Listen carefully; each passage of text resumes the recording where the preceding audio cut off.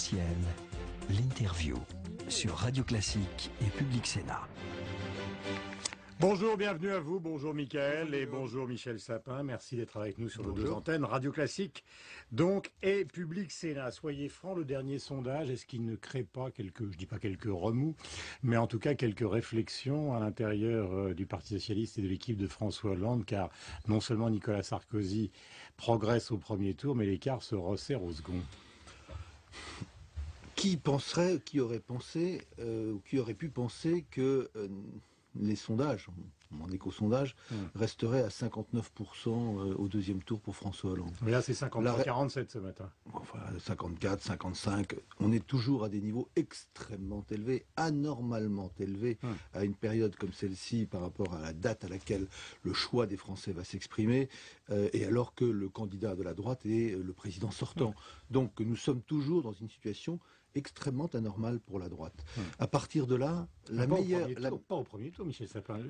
Au premier tour... Je dis pas qu'il y a une envolée de Nicolas Sarkozy, mais enfin maintenant, je prends le dernier sondage. Je suis tout c'est près le CSA pour BFM TV, c'est celui de ce matin, et RMC 20 minutes, 30%, François Hollande 26 moins 2. Oui, mais je pourrais vous en donner un autre qui n'est pas de même nature. Mais si nous voulons passer la matinée à faire un commentaire de sondage, je suis tout prêt à le faire. Mais moi, je ne suis pas un commentateur de sondage, je suis un acteur de la politique. Justement, c'est à l'acteur que je m'adresse. Et je sais très bien que ce ne sont pas les sondages qui font l'élection, ni avant-hier, ni hier, ni aujourd'hui, et encore moins demain. Que c'est le choix de chacun des électeurs. Il faut tenir compte des sondages, bien entendu. C'est plus agréable quand ils sont très bons que quand ils sont moins bons, mais ceci ne doit rien changer.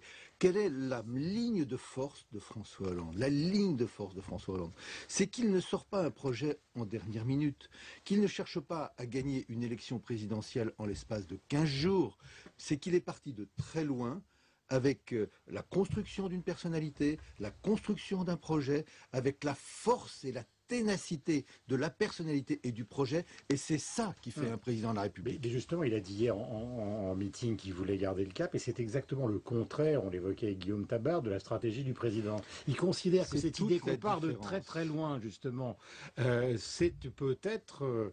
la chance de Nicolas Sarkozy d'accélérer à 20 ou 25 jours du premier tour, de présenter un programme chiffré un peu au dernier moment, mais qui a été présenté point par point jusqu'à présent, et donc de contrer un projet socialiste et un projet de François Hollande qui a maintenant plusieurs semaines, voire plusieurs mois. C'est toute la différence. Est-ce que les Français veulent un président de la République qui change tout le temps, qui passe continuellement d'un pied sur l'autre, qui veut faire des effets comme ça de tribune ou des effets de surprise, qui présente un projet et un chiffrage du projet, qui présentera peut-être quelques jours avant le moment où les électeurs vont avoir à se prononcer, histoire d'éviter que ce projet ne soit regardé de manière trop précise et ne puisse être contesté de manière trop précise. C'est la peur de la réalité. Au fond, toute l'attitude de Nicolas Sarkozy, c'est de faire oublier son bilan qui est désastreux et de faire oublier qu'il n'a aucun projet pour demain. C'est ça son attitude, c'est ça le jeu qui est le sien. Et c'est exactement le contraire de François Hollande. Marie-Noëlle Lienemann, qui est une proche de l'aile gauche du Parti Socialiste, dit que vous avez un problème de tempo, un problème de rythme et qu'il faudrait un nouveau souffle dans la campagne. Qu'est-ce que vous lui répondez?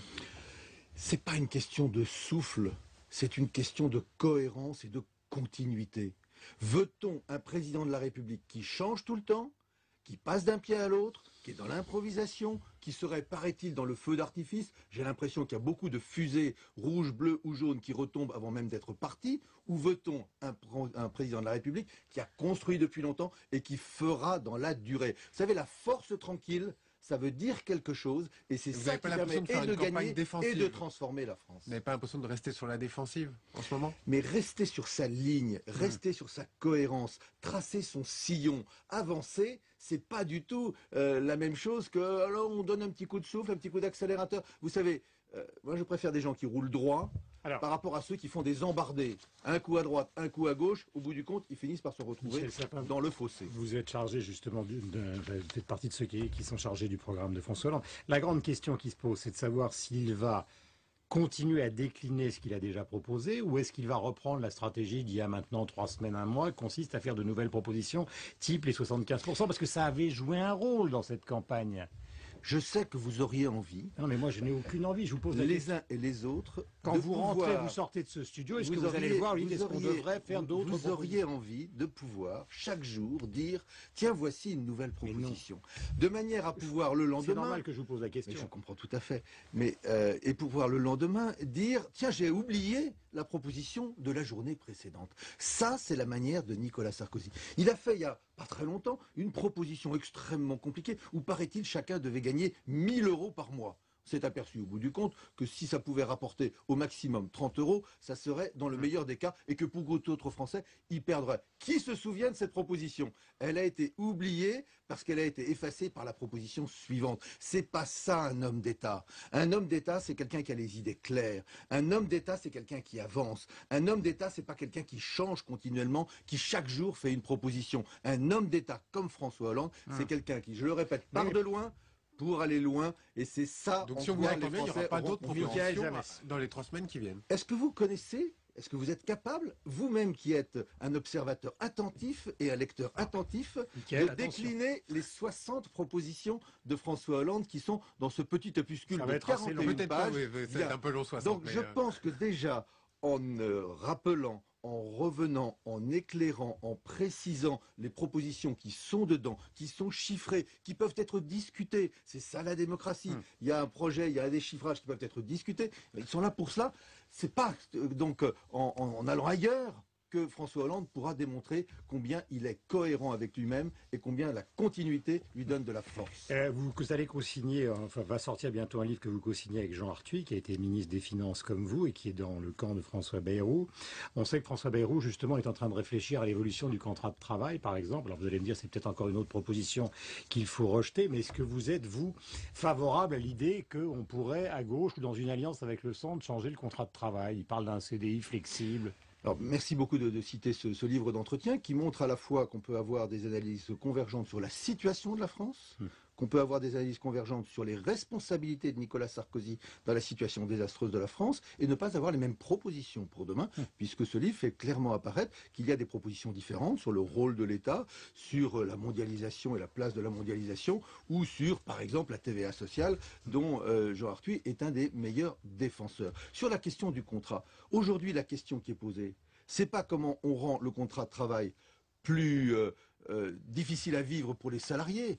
La question est de savoir comment on met de la sécurité dans le contrat de travail. Vous savez, quand on voit les derniers chiffres du chômage, qu'est-ce qui frappe? Premièrement, le chômage continue à augmenter, malgré les phrases alambiquées de Nicolas Sarkozy. Et deuxièmement, le nombre des contrats précaires ne cesse d'augmenter par rapport aux contrats qui ne le font pas. Donc cette proposition ne me paraît pas être adaptée à la situation d'aujourd'hui. Les salariés ont besoin de sécurité, même si, légitimement, les entreprises ont aussi besoin de capacité d'adaptation à la situation. Je ne suis pas là pour interpréter la stratégie du président de la République, mais prenons l'exemple justement du prix de l'essence. Son raisonnement, car il y a quand même un raisonnement, c'est de dire fondamentalement on est obligé de s'adapter tous les jours parce que dans le domaine de l'économie financière et mondialisée, tout change tous les jours. Alors concernant par exemple le blocage du prix de l'essence, il a ironisé sur François Hollande en disant ce blocage ça va faire doucement rire les Saoudiens. Vous lui diriez quoi ce matin?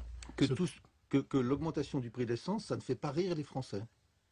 Et que ça peut faire rire ceux qui, avec de très grosses voitures, consomment beaucoup d'essence sans s'apercevoir du prix du plein, mais que ça ne fait pas rire du tout celui qui est obligé de prendre sa petite voiture, qui est un peu ancienne, qui consomme beaucoup, pour pouvoir aller travailler. Et donc que la question du prix de l'essence, c'est la question du pouvoir d'achat qui est posée par ce biais-là. Donc l'idée du blocage est vraiment pareil. L'idée du blocage est une idée d'urgence par rapport à une situation d'urgence. Ça ne peut en aucun cas être une idée pérenne. C'est une idée d'urgence par rapport à une situation où la part de la spéculation est considérable par rapport à la part de la réalité. Et ensuite, il faut bien entendu mener des politiques qui soient des politiques pérennes, en profondeur, qui permettent de diminuer la consommation d'énergie de toute nature pour pouvoir s'adapter à une situation qui est une situation de pénurie, si ce n'est aujourd'hui, mais au moins de pénurie à 10 ans, à 15 ans ou à 20 ans. Michael Zamès. On va parler de la campagne de Jean-Luc Mélenchon, qui est à 12,5, même si vous ne voulez pas parler des sondages.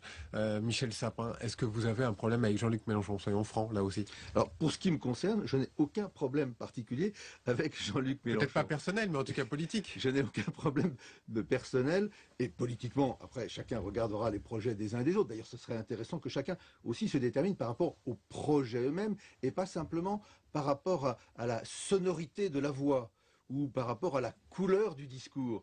Parce que dans une campagne électorale, on peut être sensible à la colère, on peut avoir envie de pousser un cri d'indignation, pour reprendre le terme d'indigné. On peut avoir envie d'être dans une forme d'insurrection, enfin d'insurrection dans le discours. Je comprends tout cela. Sauf qu'il y a un moment donné, on se pose qu'une seule question. Qui va changer la France? Qui peut gagner? Qui peut être président de la République? Ça, c'est le vote Qui utile, peut faire en Michel Sapin. sorte Qui peut faire en sorte que demain, ce ne soit pas Nicolas Sarkozy, mais que ce soit un homme de gauche qui dirige la France? Voilà, Vous c'est êtes François d'accord? Hollande à l'évidence. Vous parlez donc du vote utile. Mais j'aime pas le terme de Ou vote vote utile. victoire, comme vous Pourquoi voulez. j'aime pas? Je vais vous dire pourquoi j'aime pas le terme de vote utile. Parce que ça donnerait le sentiment que tous les autres votes sont inutiles. Et je respecte suffisamment la démocratie pour savoir que les votes ne sont pas inutiles, ce sont jamais inutiles. Mais je cherche où est l'efficacité par rapport à ce qui anime en profondeur l'électeur de Jean-Luc Mélenchon, ou l'électeur potentiel, j'allais dire l'électeur des sondages de Jean-Luc Mélenchon. Et ce qu'il veut, c'est que ça change. Qui est-ce qui changera? Qui est-ce qui fera en sorte que, à la fois, ça change en termes de personnes et que ça change en termes de politique? Ça n'est pas Jean-Luc Mélenchon. Chacun le sait, quelle que soit la sympathie qu'on peut avoir pour lui, c'est François Hollande qui est le seul en capacité de battre Nicolas Sarkozy. Mais Michel Sapin, vous vous rendez bien compte, parce que vous le savez, qu'il est quand même un petit peu coincé, François Hollande, entre deux logiques, celle de Mélenchon qui grimpe. Donc il y a un problème peut-être d'affichage peut-être plus à gauche du programme, en tout cas de l'attitude de François Hollande. Et de l'autre côté, parce que nous regardons avec Mickaël attentivement les sondages, on est arrivé maintenant à un stade où, contrairement à ce qui se passait il y a 3 semaines, 50% au moins des électeurs du MoDem envisagent maintenant de voter Nicolas Sarkozy, ce qui n'était pas du tout le cas avant. Donc il y a quelque chose qui bouge. On dirait que vous niez l'idée qu'une campagne est une dynamique. Non, je nie pas, mais je mets en garde contre l'idée selon laquelle, en 15 jours, une élection se jouerait, alors qu'ensuite, ça dure 5 ans. Et que chacun des Français sait que ça a duré 5 ans, avec un président de la République sortant, un candidat sortant, qui ne changera pas sa personnalité en 15 jours. Il va dire le contraire dans Paris Match dans 2 jours. Et plus il dit j'ai changé, et moins on croit qu'il a changé, parce que plus il est lui-même. Donc c'est pas en 15 jours. Vous ne croyez pas à l'évolution de la présidence? Oh non, je ne crois pas que Nicolas Sarkozy serait différent demain qu'il ne l'a été hier. D'ailleurs, lui-même ne le croit pas non plus. Je ne crois pas que ses propositions seront différentes et que sa politique sera différente demain de ce qu'elle a été hier. Tout ceci, c'est du baratin dans une période où il voudrait gagner sur une dernière ligne. Les électeurs sont suffisamment à la fois attentifs au bilan. Ils savent très bien dans quel état est la France et ils sont suffisamment attentifs à la personnalité et à la force de la personnalité pour savoir qu'on choisit un président de la République non pas pour 2 jours, mais qu'on le choisit pour 5 ans. Revenons quand même sur la question de Guillaume. Est-ce que vous avez peut-être un problème aussi stratégique avec le centre droit? Non, mais je répondrai très volontiers. Ah, c'est gentil. Il y a qu'une seule solution dans une présidentielle. Une présidentielle, c'est pas une législative. La présidentielle, c'est certes des forces politiques, c'est certes une personnalité qui est engagée dans un camp. François Hollande est un socialiste qui a un projet socialiste et il n'est pas de ceux qui disent mon projet n'est pas socialiste, son projet est socialiste. Et après, il faut maintenir cette cohérence. C'est parce qu'on maintient cette cohérence qu'ensuite on parle à tous, que le tous soit un peu sur sa droite ou un peu sur sa gauche. On parle à tous en restant sur ses positions et sur son projet, sur ce qui a fait la force de la personnalité et la force des idées. Donc le dialogue avec François Bayrou et Jean-Luc Mélenchon est un dialogue qui interviendra après le premier tour. Et le dialogue n'est jamais avec une personnalité. Dans une élection présidentielle qui est la rencontre entre un homme et l'ensemble des Français, le dialogue, il est avec les électeurs. Mais quand vous signez ou co-signez un livre avec Jean Arthuis, vous amorcez ce dialogue. Alors comme on apprend de l'autre côté que du côté de Nicolas Sarkozy, on fait les yeux doux à François Bayrou, on voit bien quand même qu'il y a une intention des deux côtés. Mais le débat, c'est la démocratie. La confrontation des idées, c'est la démocratie. Une élection présidentielle, c'est le sommet de la démocratie en France. Donc jouons la démocratie et vous verrez qui gagnera. Michael Zamès, merci. On se retrouve Guillaume. Évidemment demain. Michel Sapin, bonne journée Merci. à vous. Nous sommes sur l'antenne de Radio Classique et de Public Sénat et nous repassons chacun de notre côté.